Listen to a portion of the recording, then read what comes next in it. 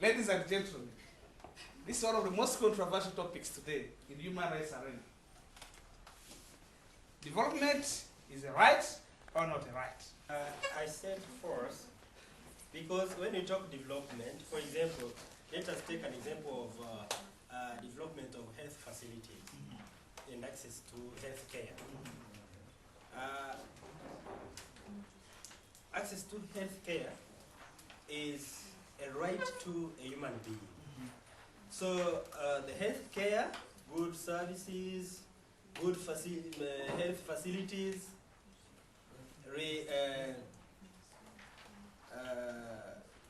refers to the development.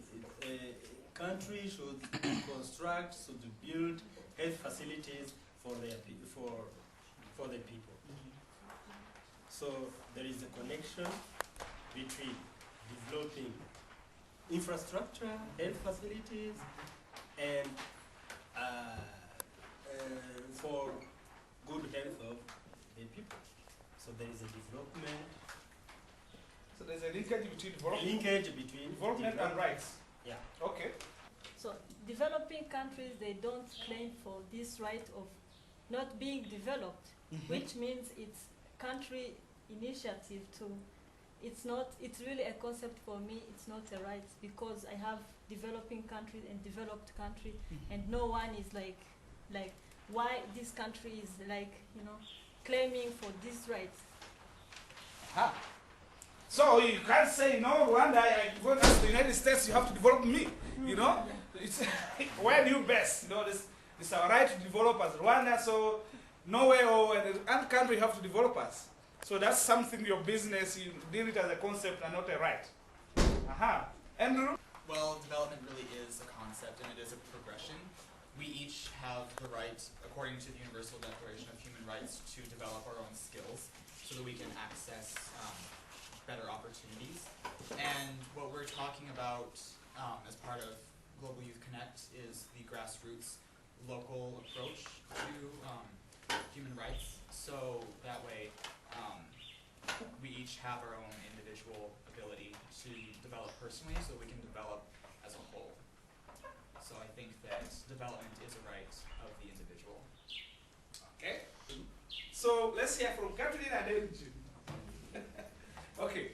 I agree that it's a concept, it's not a right, for two reasons. Well, first of all, just the conceptual reason is that it might be better understood as a duty. Maybe we have a duty to develop ourselves, a duty to develop our communities, but it's not a right that someone claims. I really like the way that you put it, Sawadi.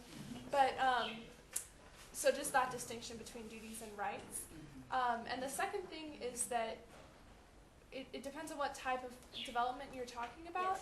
If you talk about economic development, it's very controversial as to what is good for a population or a country. Is developing an indigenous community that is satisfied with their lifestyle and is coming in and building roads and exposing them, is that a good thing? So I think there's too many nuances to say that we have a right to develop. Okay, thank you. Yeah. Then Jim, last one, and then we go continue. I was actually going to talk about the distinction with duties as well, but I come out on the opposite side of Caitlin, in thinking of human rights as rights that are awarded to us, but there are also duties that go along with that. So I think that development is a duty that's included in human rights. So I would disagree with the statement. I think that development is a right because it is also a duty. It's not just what we're granted, but what we grant each other. But you can come back to that one later. So I appreciate different views. These are some of the discussions going wherever and you meet human rights scholars. This debate will never end. Okay, let's move on. The next one is human rights is all about development. True or false? Human rights is all about development. True. True or false? Can see Kevin and then Bona.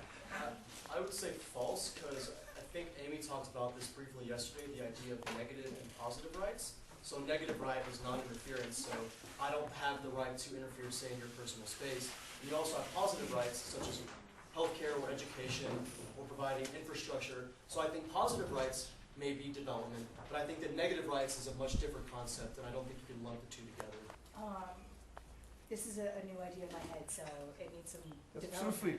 But I would almost argue that they should be switched. That development is all about human rights. Just because a lot of what's happening with these developments are about increasing the rights of humans, as opposed to human rights focusing on the development of the communities. The communities are focusing on the human rights of the individual. Does that make sense? So, like, development is all about it's the carrying out of protecting human rights, but human rights is too global to just say that it's all about development. Like what Giselle was saying is that there are some human rights that don't necessarily apply all to development, and you can have them without being developed. We go to Kathleen. I disagree with this, and I have a specific example in my head. In the U.S., the prison system has actually been cited by some organizations as violating human rights. But the U.S. is considered developed, and so bringing human rights into our prison systems is not about development. It's about education and security kind of things. So I guess that's kind of my example that's brought to mind. I don't think economic development policy has anything to do with human rights, at least coming from the World Bank, the IMF, the United States.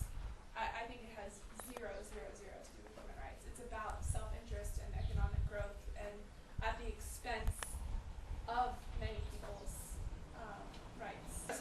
Please, one second, okay? Go ahead. And because I have to Because, know. I know Jesse's look at his yesterday time when- and okay. I'm looking at all your Yesterday beautiful we came up faces. with the idea that human rights are interdependent and interconnected.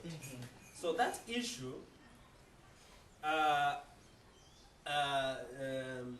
means that when you violate one human right, it affects another human right, it affects another human right, and that affects also the development.